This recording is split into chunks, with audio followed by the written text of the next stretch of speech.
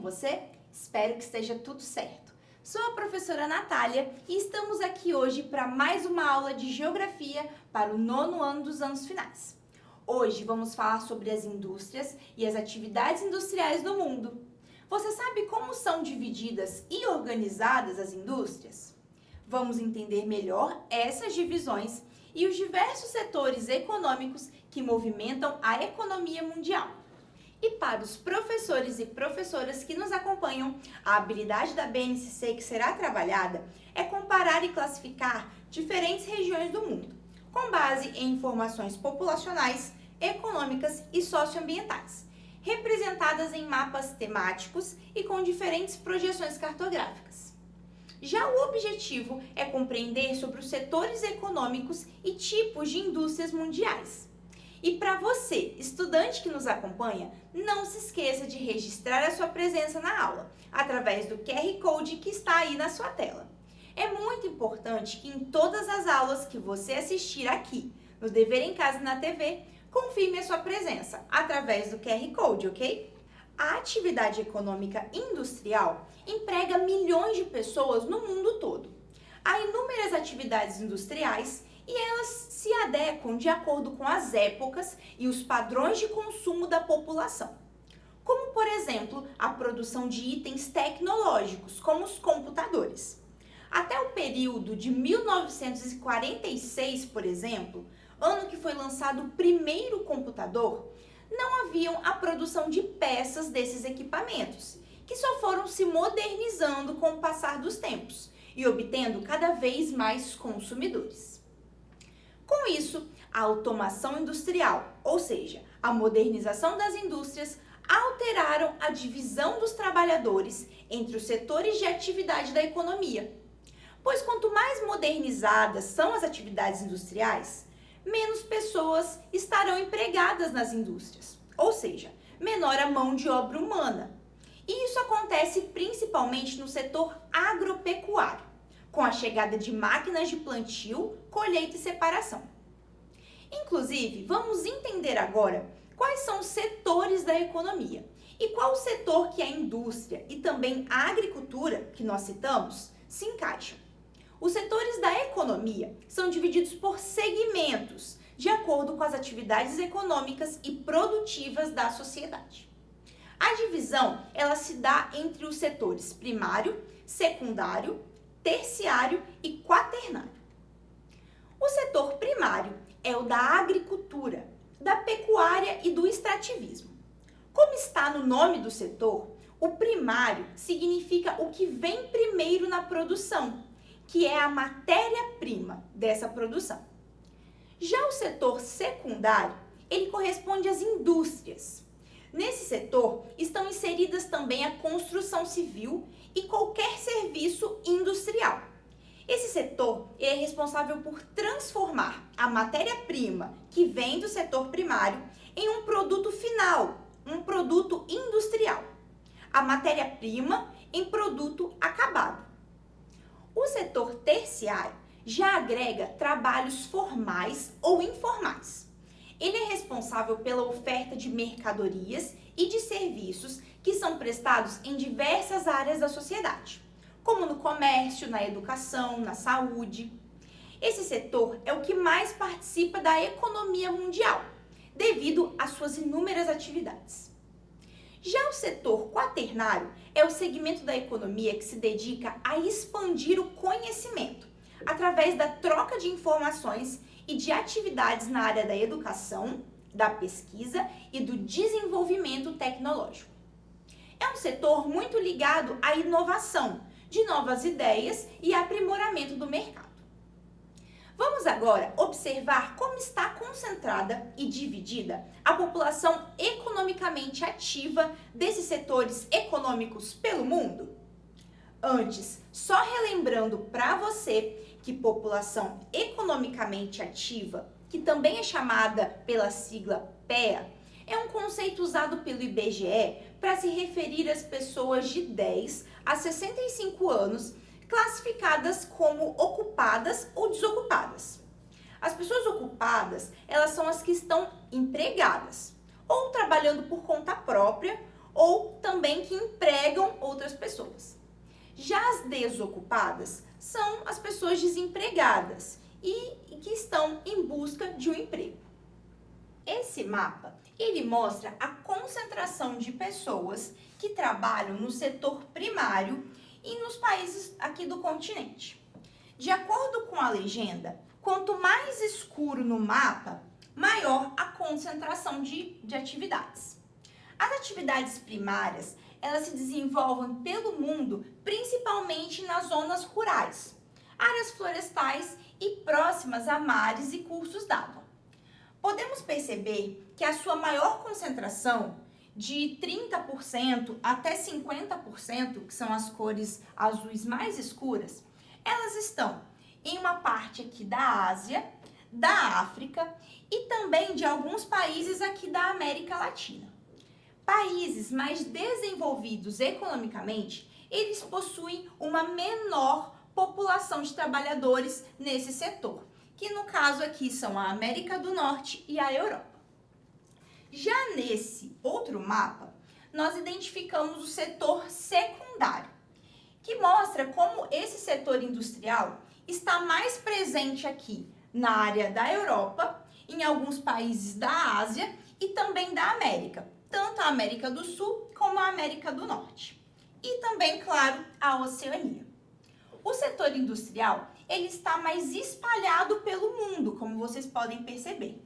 Porém, o número de trabalhadores empregados nesse setor é pequeno em países subdesenvolvidos. Já esse mapa, ele mostra o setor terciário e também a grande concentração de comércio e de serviços por todo o mundo. Uma das características é que, principalmente, elas estão presentes em cidades e áreas urbanas. Em países desenvolvidos, mais de 60% da população ativa trabalha no setor terciário, como na América do Norte, na Oceania e também aqui na Europa. Mas, quando falamos das indústrias, entendemos que elas não são apenas divididas como o segundo setor da economia, mas ela também conta com divisões internas no seu setor. Afinal, são muitos os tipos de indústrias que existem. É comum elas serem classificadas de acordo com o que elas produzem, conhecidas como indústria de base, indústrias de bens intermediários e indústrias de bens de consumo.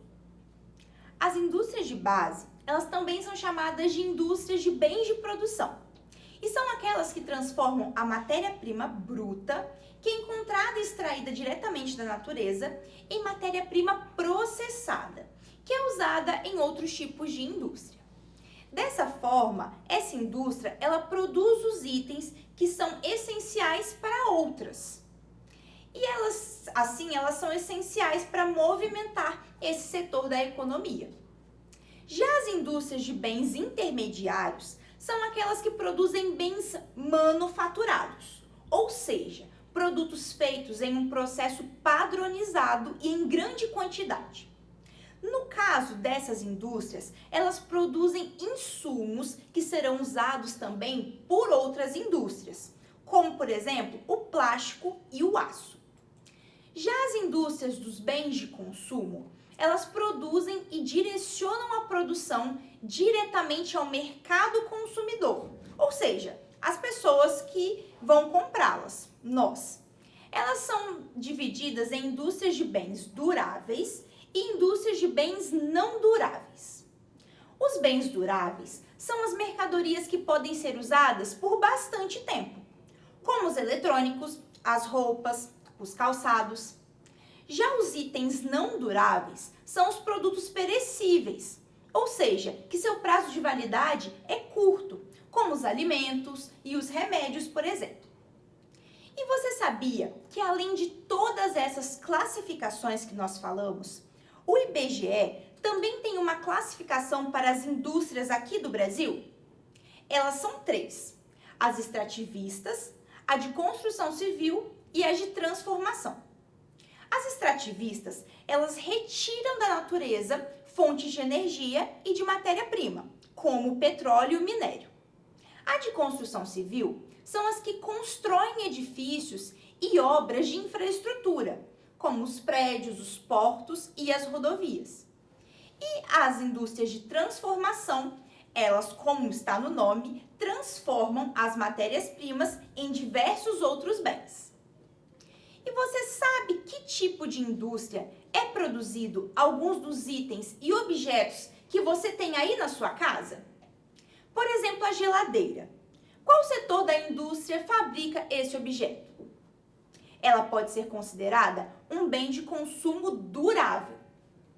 E aquele batom, maquiagem, perfume e remédios que você tem aí na sua casa?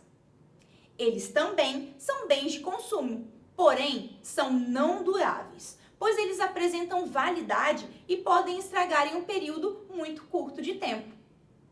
Mas antes dos bens de consumo chegarem até nossas mãos, há muitos processos industriais de produção. Veja o trecho de um vídeo que fala sobre a conscientização e o próprio conhecimento da produção, uso e descarte das sacolas plásticas. Quando vamos às lojas ou supermercados, levamos para casa mais do que os produtos que compramos. Sabe quem sempre acaba indo com a gente? A sacola plástica descartável. 1, 2, 3, às vezes 10 ou 20 sacolas plásticas descartáveis para carregar tudo que compramos. Multiplica esse número pelo número de famílias que vão aos supermercados, às farmácias, às vendinhas e mercearias em todo o Brasil. Mais de 1 bilhão de sacolas são usadas por mês. É muita sacola. Mas você sabe de onde vem a sacola plástica? O plástico da sacola vem do petróleo. Depois de tratado, o petróleo se transforma em plástico, que é usado para fazer as sacolas plásticas que circulam por aí. Essa transformação do petróleo consome muita água e energia. Por isso, quanto mais sacolas plásticas usarmos, mais recursos naturais como petróleo, água e energia serão necessários. Mas para o meio ambiente e para a sociedade, o maior problema não é a produção dessas sacolas. Há 2 grandes problemas. O primeiro é o consumo exagerado de sacolas plásticas descartáveis, que provoca o consumo de uma enorme quantidade de recursos da natureza. O segundo é a forma inadequada como as sacolas são descartadas. Você já pensou para onde vai a sacola plástica descartável? Como elas são descartáveis, muita gente acaba jogando em qualquer lugar. Com isso, elas deixam as cidades, as florestas e os mares mais sujos. Elas entopem bueiros, contribuindo para gerar as enchentes, além de causarem a morte de animais, como as tartarugas marinhas, que engolem a sacola pensando que é alimento. Então, como achar uma saída para tudo isso? Em primeiro lugar, pense se você realmente precisa usar as sacolas plásticas descartáveis. Sempre que der, recuse receber essas sacolas e diga aos seus pais para, quando forem às compras, levarem uma sacola que dê para usar de novo. Sabe, aquelas sacolas de pano, de plástico não descartável, que podem ser usadas muitas vezes. E fale também para os seus amigos usarem essas sacolas retornáveis. Outra dica é levar as compras para casa em caixas de papelão. Mas e quando não tem jeito de recusar a sacola plástica descartável? A dica é reduzir. Usar o mínimo que der e aproveitar ao máximo, colocando vários objetos dentro de cada uma delas.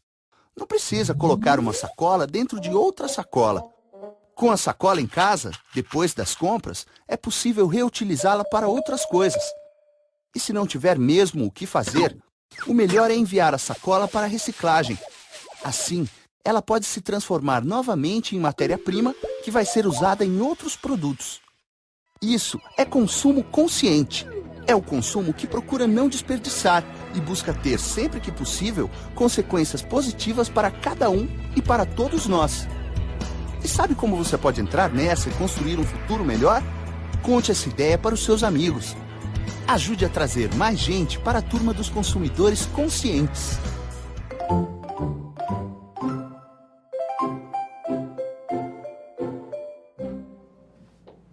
Nesse vídeo que nós acabamos de assistir, percebemos que as sacolas plásticas, elas passam por diversos processos de produção. De acordo com o que vimos na aula de hoje e no vídeo, Qual seria o produto produzido pela indústria de base e o produto produzido pelas indústrias de bens intermediários para a criação das sacolas plásticas? São dois produtos distintos. Quais são eles? Vou dar 15 segundos para você pensar na resposta.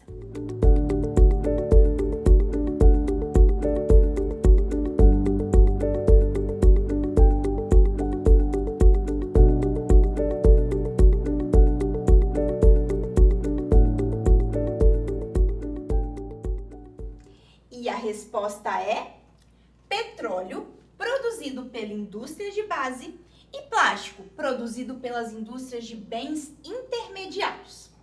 A criação da sacola plástica, ela começa lá pelo petróleo, como matéria-prima principal, produzida pelas indústrias de base. E através da produção base, é feita a produção do plástico, das sacolas, por uma indústria de bens intermediários, e que chegou até a nós como o produto final, que é a sacola plástica. Mas e aí? O que achou da nossa aula de hoje? Já marcou a sua presença? Não? Então faça isso agora mesmo, através do QR Code que está aí na sua tela. É muito importante a sua participação. Na nossa aula de hoje, nós entendemos sobre os setores da economia e como eles são divididos. Além disso, nos aprofundamos no conhecimento sobre as divisões das indústrias e como elas estão presentes na economia e no nosso dia a dia através de produtos que nós consumimos. E é claro que tem uma atividade bem bacana para você fazer após a aula. Você vai pôr em prática algumas coisas que aprendeu hoje. Nessa atividade, você vai precisar juntar 3 embalagens de produtos industrializados ou pegar imagens de produtos na internet. Você vai depois classificar esses produtos segundo as categorias de divisão das indústrias. Veja em que município, estado ou país esse item foi produzido e elabore um mapa mostrando as localizações dessas fábricas. Essas informações todas, elas constam nas embalagens. Em seu mapa, crie uma legenda, um título, escala e orientação. Analise ao final onde estão concentrados os locais com mais indústrias e quais os setores de atividade industrial mais apareceram no seu mapa. Nos envie a sua atividade ou dúvidas através do nosso WhatsApp, que é o 27 99661 0143. Vou dar alguns segundos para você anotar aqui os comandos da questão.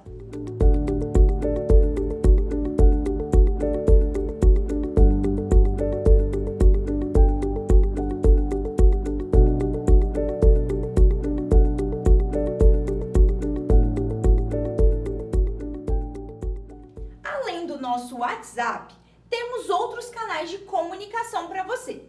Nos acompanhe também pelas redes sociais, o Instagram e o Facebook, no @Dever em Casa na TV.